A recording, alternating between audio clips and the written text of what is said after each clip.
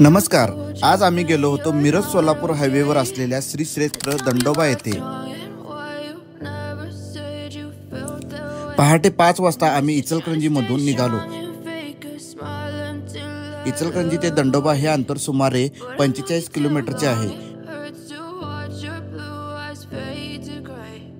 मिरज सोलापूर हायवेवर असलेल्या भोसे गावापासून अगदी 3 किलोमीटर अंतरावर हे दंडोबाचे डोंगर लागतात।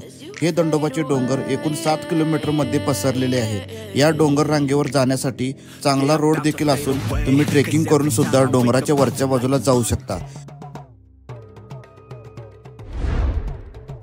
या दंडनाथाच्या मंदिराचे वैशिष्ट्य म्हणजे हे मंदिर येथील डोंगर पोखरून येथे बनवलेलं आहे।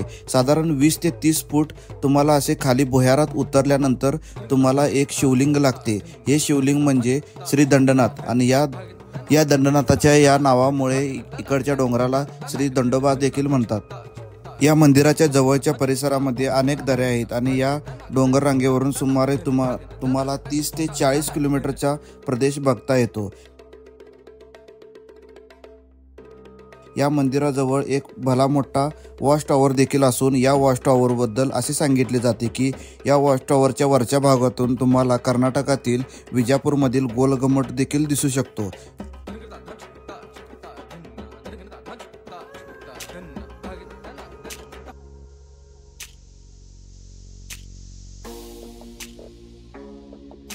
हा दंडोबा डोंगर सुमारे 7 किलोमीटर अंतरावर पसरलेला आहे आणि या दंडोबा डोंगराच्या परिसरामध्ये कोल्हा, ससे, हायना असे प्राणी देखील आढळतात।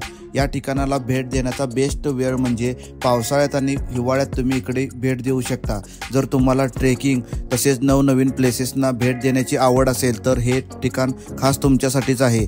तर लवकरच दंडोबा हिल्सला भेट देण्याचा प्लॅन करा आणि अशा नवनवीन ठिकाणाबद्दल जाणून घेण्यासाठी माझ्या या यूट्यूब चॅनलला सबस्क्राईब करा आणि मित्रांमध्ये हा व्हिडिओ शेअर करा जेणेकरून सर्व लोक इकडे भेट देतील।